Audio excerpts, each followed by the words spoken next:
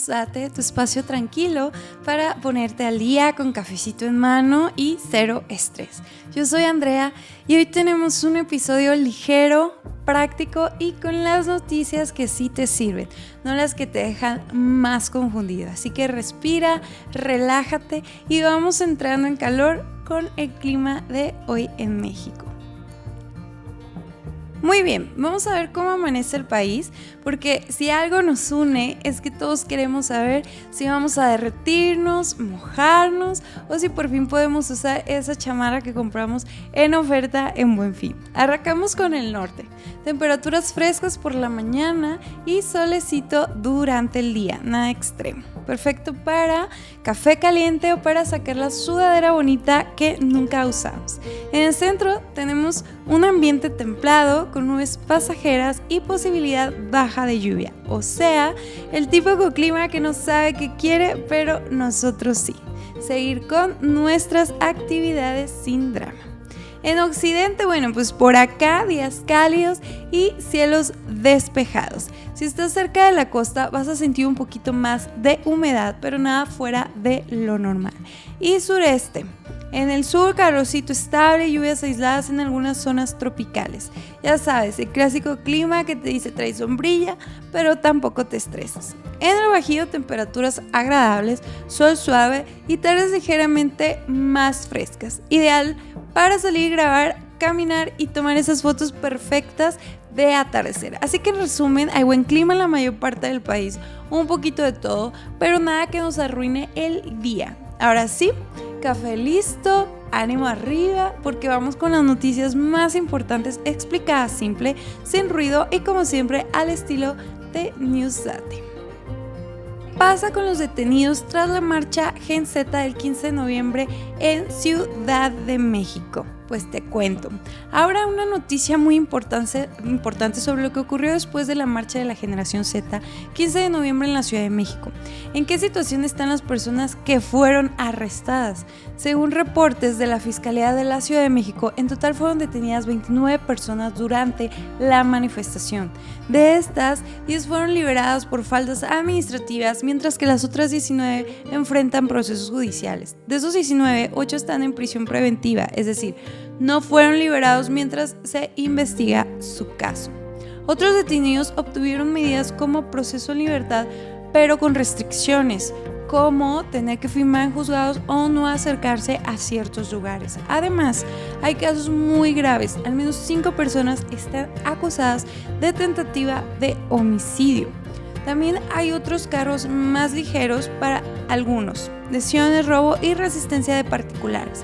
Por su parte, la Fiscalía asegura que se respetaron derechos humanos al presentar a los detenidos. Todos recibieron valoración médica, tuvieron contacto con sus familiares y contaron con asistencia legal. Además, ya se abrió una investigación para revisar la actuación de la policía durante la marcha por posibles abusos o uso excesivo de fuerza. Y esta noticia, ¿por qué nos importa tanto? Porque esto no es solo un asunto de detenidos, va al corazón de cómo se regula la protesta social en México hoy. Si hay personas procesadas por delitos graves como intento de homicidio, eso puede cambiar la percepción sobre quién participa y con qué intención. Las medidas cautelares como prisión preventiva muestran que algunas autoridades están considerando que hay riesgo en esos casos. Pero también importa que se garanticen derechos. La valoración médica y la asistencia legal son básicos para un proceso justo, y la investigación a la policía significa que hay presión para que no solo se castigue a los manifestantes, sino también a los oficiales si actuaron mal. Bueno, antes de seguir con la segunda noticia, le tomamos sorbito al café. La polémica de la licencia permanente en Ciudad de México, beneficio seguro o riesgo vial. Vamos a adentrarnos en esta noticia y vamos a ver de qué trata. Vamos con una noticia que ha generado muchas opiniones encontradas. El regreso de la licencia permanente para conducir en la Ciudad de México. Suena como un buen trato, pero no todos están de acuerdo. El programa fue anunciado por la jefa de gobierno, Clara Brugada. El trámite arrancó el 16 de noviembre de 2024 y se espera que funcione por un año. El costo para obtenerla es de 1,500 pesos. Para algunos conductores que ya tienen licencia tipo A activa, no será necesario realizar un examen, pero para quienes tramitan por primera vez, sí es obligatorio aprobar una evaluación teórica. Pero no todo es miel sobre hojuelas. Ha habido críticas serias al programa. La diputada Laura Ballesteros, por ejemplo, lo ha calificado como un permiso demasiado libre porque considera que podría facilitar que las personas sin la preparación adecuada tengan un documento muy potente, y dice que eso puede poner en riesgo a otros en vialidades. También están los cuestionamientos sobre fraude. La CEMOVI emitió una alerta ante la circulación de licencias permanentes falsas en redes sociales. Y esta noticia, ¿por qué nos afecta esta decisión? Bueno, te cuento. Seguridad vial: dar una licencia de por vida podría reducir la renovación periódica, que es una oportunidad para evaluar si una persona sigue siendo apta para conducir. Responsabilidad: si no hay exámenes prácticos para todos, se podría otorgar permanencia a conductores sin la preparación mínima. Corrupción o negligencia: el costo de 1,500 pesos no es bajo para todos, y el hecho de que se genere un programa con tanta demanda levanta dudas sobre si se prioriza dinero o bienestar. Confianza ciudadana: los casos potenciales de licencias falsas pueden debilitar la credibilidad del programa y de las autoridades. Entonces, esta licencia permanente no es solo una comodidad, es un experimento con muchos riesgos y beneficios. Vale la pena estar atentos para ver cómo evoluciona y si realmente mejora la movilidad o si simplemente se convierte en un problema más grande. Y bueno, antes de pasar a la siguiente noticia, vamos a darle un sorbito a nuestro café. Campesinos y transportistas preparan mega paro. Carreteras y aduanas paralizadas el 24 de noviembre. Vamos a ver cómo se ha desarrollado esta noticia que anteriormente hemos platicado. Podría tener impacto en toda la logística del país. Campesinos y transportistas anunciaron un paro nacional para el 24 de noviembre con bloqueos en carreteras y el cierre de aduanas. Así lo reportan organizaciones agrícolas y fuentes de transporte. Estos grupos, integrados por el Frente Nacional de Rescate del Campo y la Asociación Nacional de Transportistas, ANTAC, explican que sus demandas son profundas. Quieren que el precio del maíz sea más justo, denuncian inseguridades en carretera, extorsiones y que sus bienes estén siendo reventados por la política comercial y los tratados internacionales. Además, anunciaron que, además de bloquear carreteras, tomarán aduanas para presionar al gobierno, incluso con plantones si es necesario. Líderes de estos movimientos ya han pedido a la población que no use las autopistas de ese día porque anticipan que el cierre será total. ¿Y esto por qué nos importa a nosotros?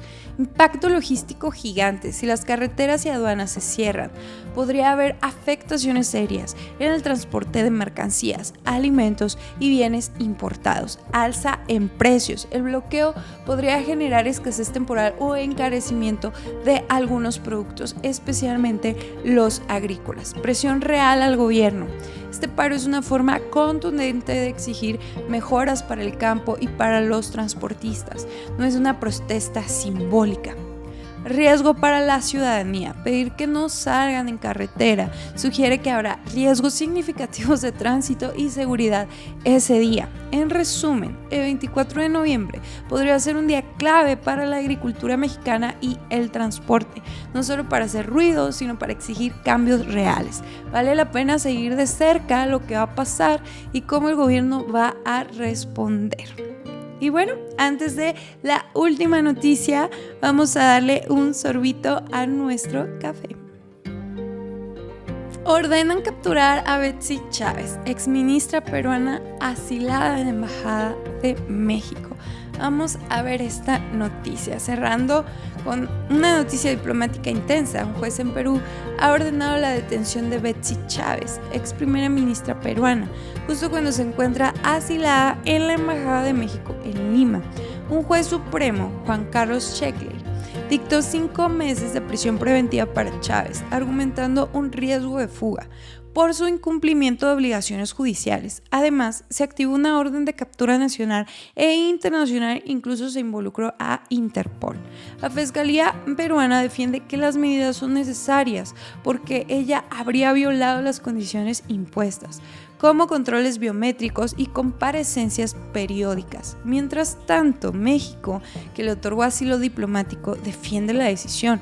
Lo considera un derecho humano y acusa que Perú está usando esto para una persecución política.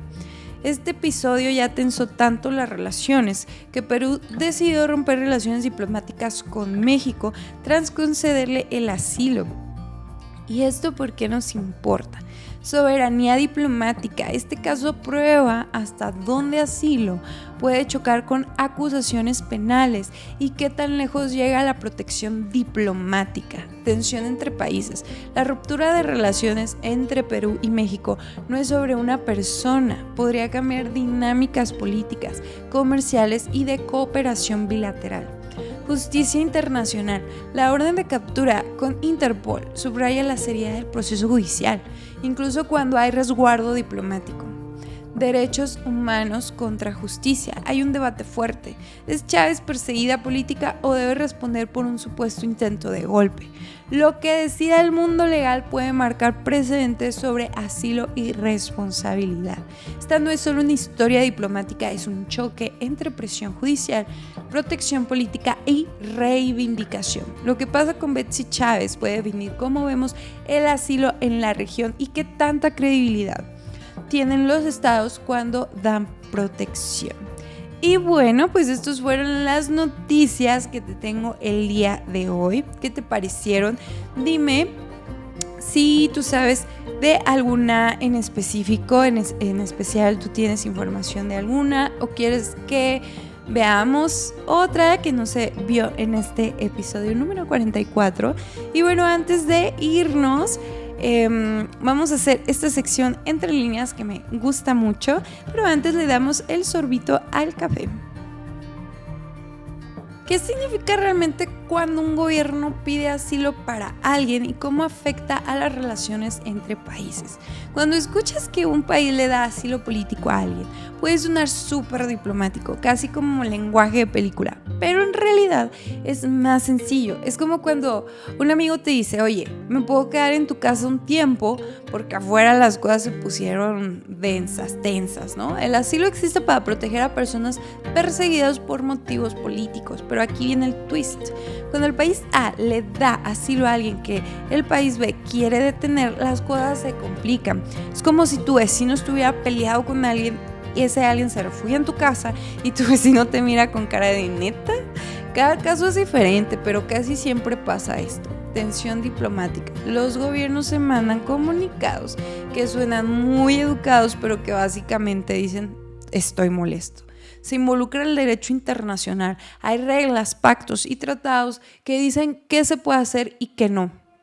La persona asilada queda en pausa, no la pueden detener dentro de una embajada, pero tampoco puede salir libremente porque cruzar la puerta equivale a entrar de nuevo al país que la busca. Todo este enredo afecta más de lo que creemos porque la relación entre países influye en comercio, influye en turismo, cooperación y hasta cómo se resuelven problemas regionales. Cuando dos gobiernos se tensan, aunque sea por un solo caso, se nota en muchos rincones que no vemos a simple vista. Y bueno, al final, entender las noticias no es memorizar nombres o leyes complicadas, es reconocer que detrás de cada titular hay decisiones humanas, relaciones frágiles y efectos que nos alcanzan, aunque estemos lejos. Y algo nos enseña el mundo esta semana es que las fronteras existen en los mapas, pero la manera en que un país actúa siempre termina impactando a otro. Gracias por tomarte este café informativo conmigo. Nos escuchamos en Spotify, nos vemos aquí en YouTube con más claridad, menos ruido y otro news latte, pero sin antes invitarte a suscribirte a mi canal, dale click a la campanita para que no te pierdas ningún episodio de noticias. También estoy incluyendo blogs y reseñas, unboxing. Vamos añadiendo más contenido que seguramente te puede llamar la atención, te interese. También si crees que a alguien de tu círculo le puede gustar este proyecto, pues recomiéndalo. También te platico que estoy en redes sociales para que me sigas también por ahí en Facebook, Instagram y TikTok como @denewslatte, y ahí también subo contenido que seguramente te va a gustar. Muchas gracias por estar del otro lado de la pantalla, que tengas muy bonito día, muy bonito fin de semana. Yo soy Andrea y nos vemos, bye.